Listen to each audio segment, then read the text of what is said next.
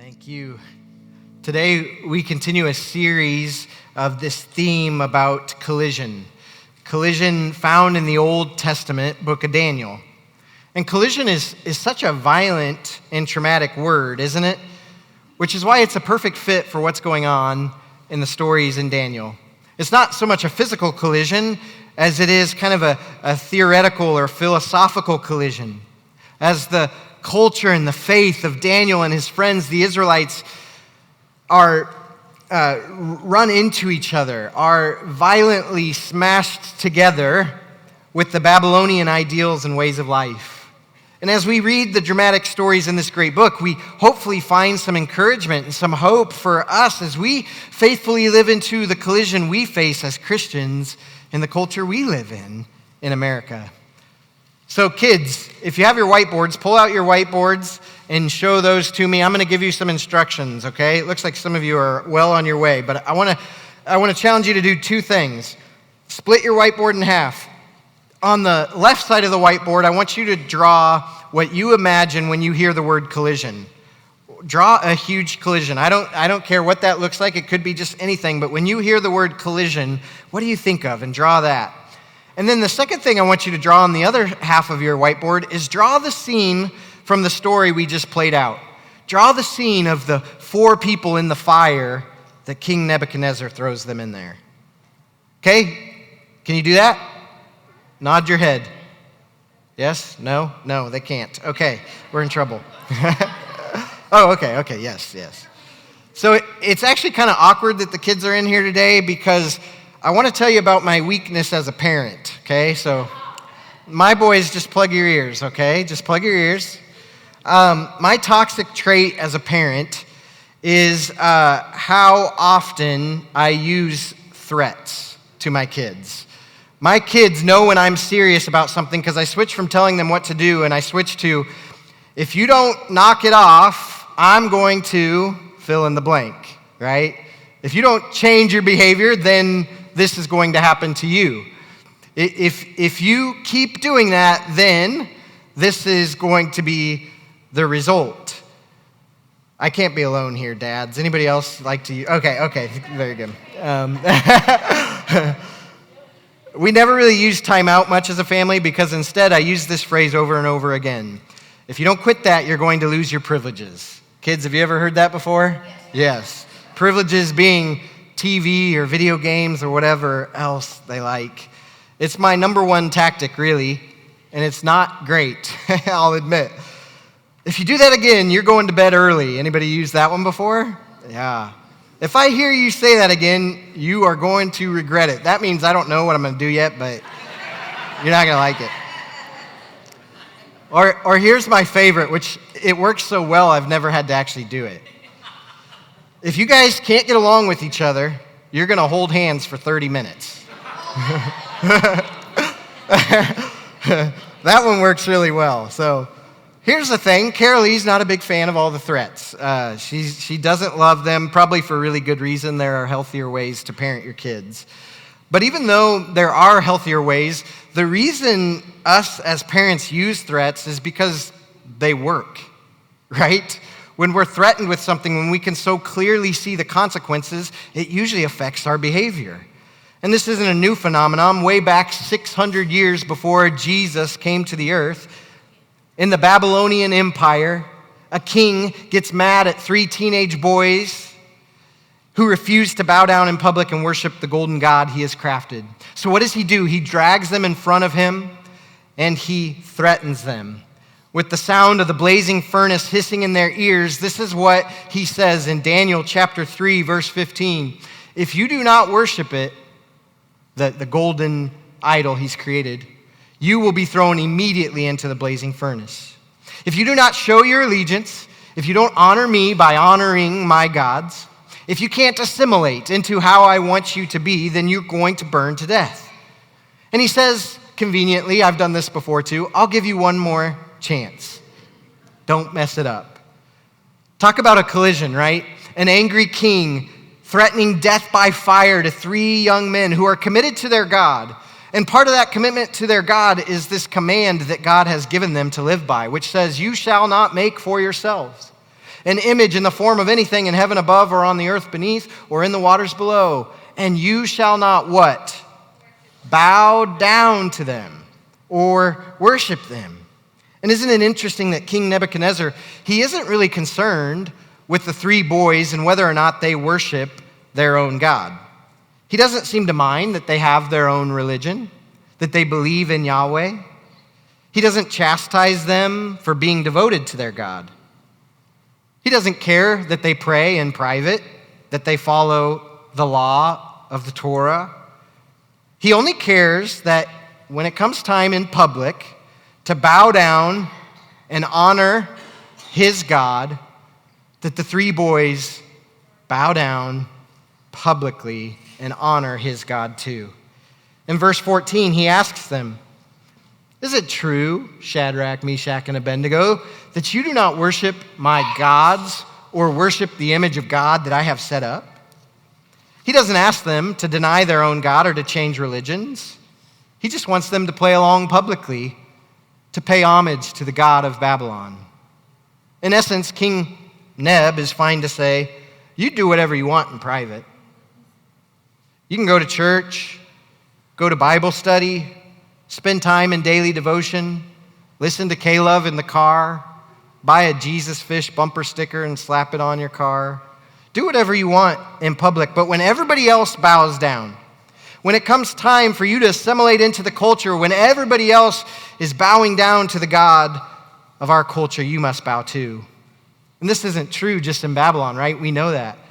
It's true in every empire, including in America.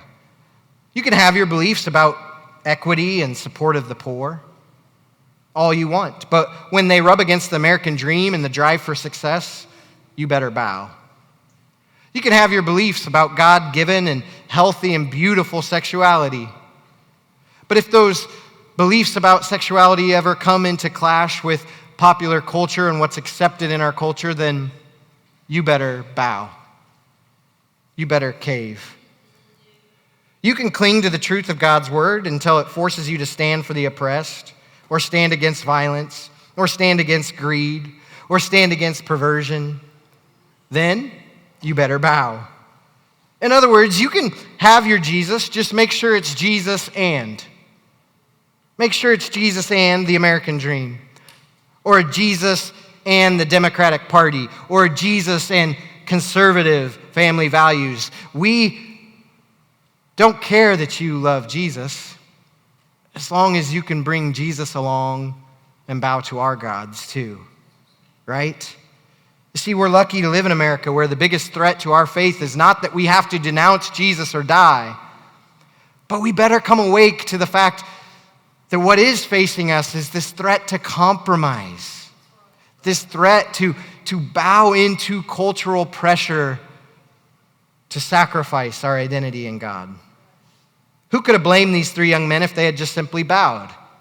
As thousands of people, literally thousands, most think probably hundreds of thousands, gathered and bowed, nobody would have even noticed if Shadrach, Meshach, and Abednego bowed too. Yet they stood when everybody else folded. They honored God with their public life, not just their private life, and God saved them through the fire. I love this verse of praise. This is the praise that King Nebuchadnezzar heaps on them after they come out of the fire. He says, "Praise be to the God of Shadrach, Meshach, and Abednego, who has sent his angel and rescued his servants.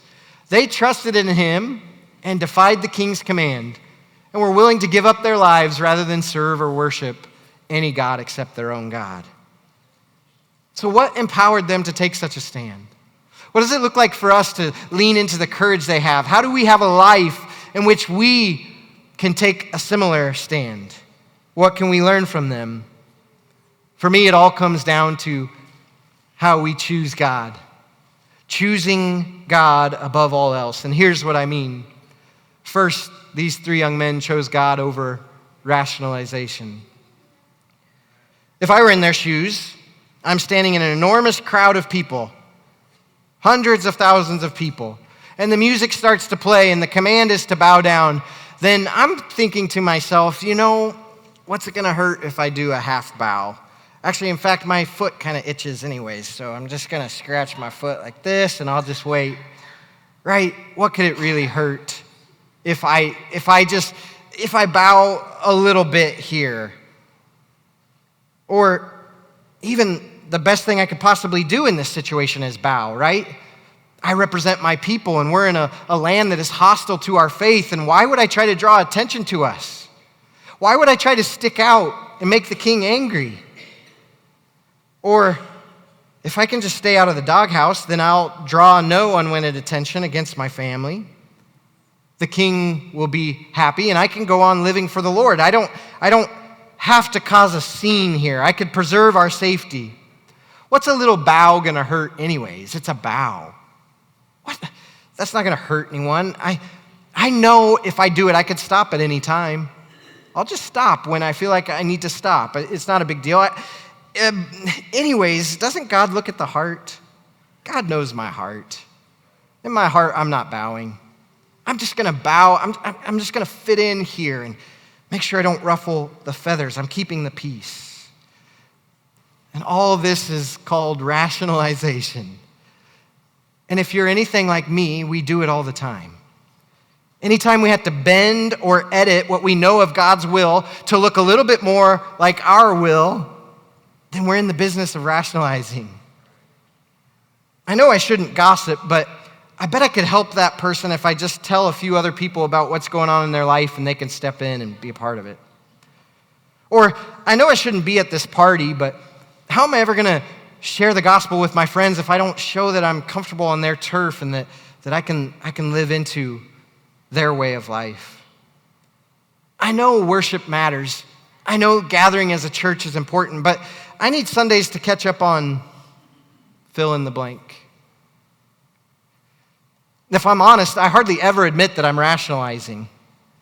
I hardly ever admit that I'm going against God's will. What I'll do instead is I'll try to convince myself that God's will isn't quite what I thought it was in the beginning, that he doesn't really care about the things he cares about in the beginning. I'll soften my view on God's truth so that I can live the way I want to live.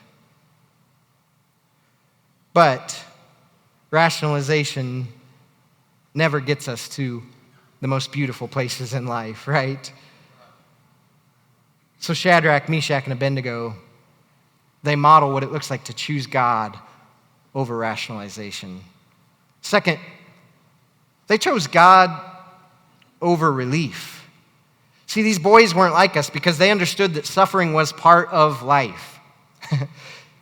We forget that suffering is inevitable in this life. None of us can avoid it. It's coming for each of us. Job 5:7, which is a book all about suffering, reminds us that humans are born for trouble as surely as sparks fly upward. And then in 1 Peter, we hear this verse, "Dear friends, do not be surprised at the fiery ordeal that has come on you to test you, as though something strange were happening to you." It's not that strange that you might endure some suffering. It's not that strange that you might have to step into some fiery trials. But we believe that suffering is only reserved for the foolish, right? Or the lazy, or the rebellious.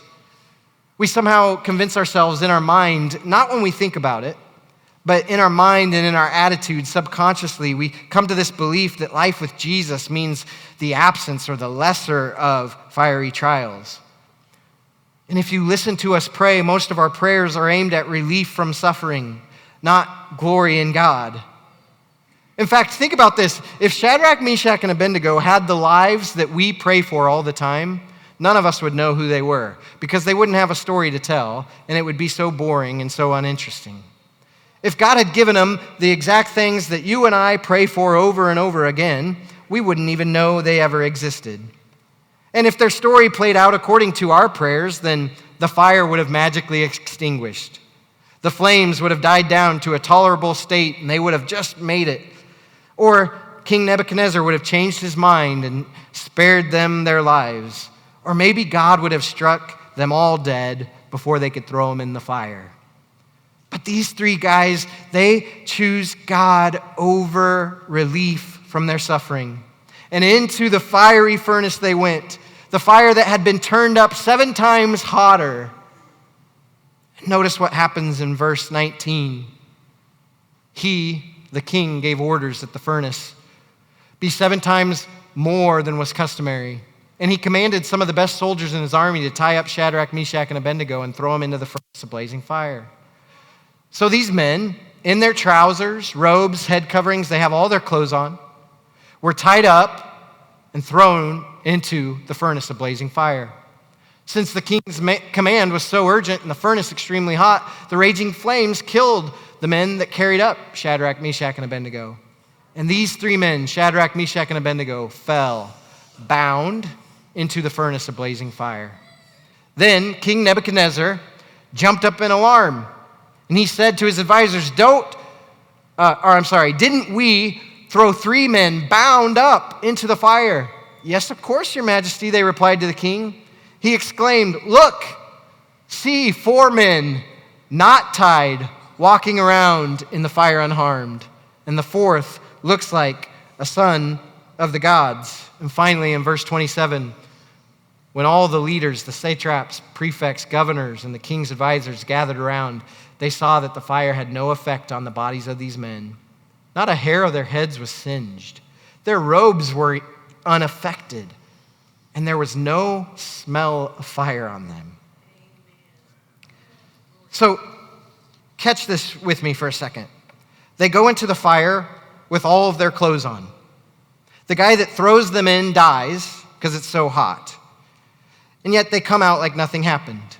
Not even a whiff of smoke on them, except one thing burns up in the fire, and only one thing. Did you catch what it was? The ropes that bound them are the only flammable thing in the fire. They went in bound, they came out free. And church, when we choose God over relief from our circumstances, we find that the fire of suffering has this unique ability to break the bonds that hold us. The physical fire of suffering often frees us from the spiritual chains that keep us in our sin. I have fallen in love with this verse from 1 Peter 4 in recent days. It says, therefore, since Christ suffered in the flesh, arm yourself also with the same understanding. Because the one who suffers in the flesh is finished with sin. And I love John Wesley's commentary on these 3 boys. It's a good word for us. He says, they were resolved to suffer rather than sin and leave the cause to God. We have an opportunity when we face circumstances we wish were different to choose God over relief, to choose God in our suffering so that we might be refined. Lastly, church, these 3 young men chose God over rescue. Chose them over rescue. I'm sorry, I jumped ahead here. Verse 17 says, if the God we serve exists, then he can rescue us from the furnace of blazing fire. And he can rescue us from the power of you, the king. But even if he does not rescue us, we want you as king to know that we will not serve your gods or worship the gold statue that you set up. I love this response. I love these 2 words about halfway through in the screen, right in the middle. Even if, they say. They say, we know God can rescue us. In fact, we'll tell you, we think he will rescue us. But even if he chooses not to, we choose God. Here's what this reveals. These men weren't serving God for what they could get out of God. They were serving God because God was worthy of their worship, of their obedience. And God is worthy of our trust. He's worthy of our allegiance, even if he doesn't step in and fix the situations we're right in the middle of. He's worthy of our lives, no matter if he helps build our lives the way we think he should. What if we learn to look at our suffering with an even if attitude? Even if. I didn't ask her if I could share this, but I'm going to share it anyways. I'll suffer the consequences on the back end. But recently, Waynetta Mosley suffered a really tough diagnosis. Cancer in her lungs. And I remember she texted me and said, hey, when you have a second, give me a call. And I called her up, and and she told me the news. And we talked a little bit about the diagnosis and what it meant. And if you know Waynetta, you know she was positive. She believed that good things were going to happen. But here's what I was most impressed about, and I didn't write down the exact phrasing that Waynetta used, but as she talked about her cancer diagnosis and she talked about how she was going to walk through it, she said something along these lines. She said, "I'm trusting God that He's going to work this out for His glory." And I remember when you said it, Waynetta, I was taken back because I noticed that you didn't say, "I'm trusting God that He's going to bring me out of this. I'm going to live another 5, 10 years, that I'm not going to be in pain, that He's going to spare my life, that He's going to give me all that I hope He'll give me." You said, "I'm trusting God that He's going to work all this out for His glory." You see, what Waynetta was saying in that moment was, I choose God over rescue. And I trust God to work in this situation, no matter if the result is what I hope it will be or not. Is that fair, Waynetta? And that morning on the phone, as she told me that, I go, that's what I want my life to look like. And in the midst of whatever circumstance comes my way, I trust God, not that He will rescue me, but I trust God that He will work in this situation to bring about His glory in my life. As the band comes back, we ask ourselves this morning, where does this kind of faith come from? Where we choose God over rationalization, where we choose God over relief, where we even can choose God over a rescue. You're probably saying, I want that kind of courage. I want to be like Shadrach, Meshach, and Abednego. I want to be able to stand in the threat of the enemy and to push back with an even-if attitude. And I believe that faith is only possible because there was another in the fire. There was another in the fire. And I love that the story isn't about a solitary hero, right? There's just one person who takes a stand and does what is right and is thrown into the fire. No, this story is about 3 people. And when one of the 3 boys looks at the others in the midst of the large crowd and everyone's bowing, and one of the 3 boys goes, "You know what? I think we should probably just bow." He's got 2 friends that are on the same team moving in the same direction, and they say, "You're out of your mind. We're not bowing for anything." And maybe that 3rd friend says, "You're right, what was I thinking? I'm with you." And then the king pulls them in, and the king says, "What do you have to say for yourself? You have one last chance. Are you going to bow?" And the one friend probably starts to stutter a little bit and clam up, and he doesn't have any words to say, but luckily he's not alone. There's 2 other boys there with him, and one of them has just the right thing to say, and he steps in and he meets the king right where he's at with this beautiful delivery. And the 2 friends stand a little bit taller behind his courage, and they take faith. Or maybe as they went to toss him in the fire, one of the friends finally gets a little bit nervous and scared and is resisting. But he can see the 2 other friends confidently progressing towards the fire as if they know God's about to move. And in their fear, they take courage from their friends marching towards the fire. Here's my point. They don't tell us that all 3 friends were strong all the way through. They were never alone, though. There was another in the fire. They had their people. Who are your people when the fire is just too hot? Who walks with you? Who stands with you? Who won't let you fall behind? My favorite part of the story is in verse 25 when King Nebuchadnezzar jumps to his feet. And this is what he says. "Look, I see 4 men." He saw what looked like to him a son of the gods, and we now live with this fulfilled promise that Jesus walks with us through every fire and storm. And can I just remind you right now that no matter how hot the furnace seems, no matter how threatening the world has gotten, no matter how hopeless your situation has become, there is another in the fire. Isaiah 43 says this, and this is the promise we stand on this morning. Now, this is what the Lord says. Do not fear, for I have redeemed you. I've called you by your name. You are mine. When you pass through the waters, I will be with you, and the rivers will not overwhelm you. And when you walk through the fire, you will not be scorched, and the flame will not burn you. This morning, may we choose courage to rise under the promise of Jesus with us.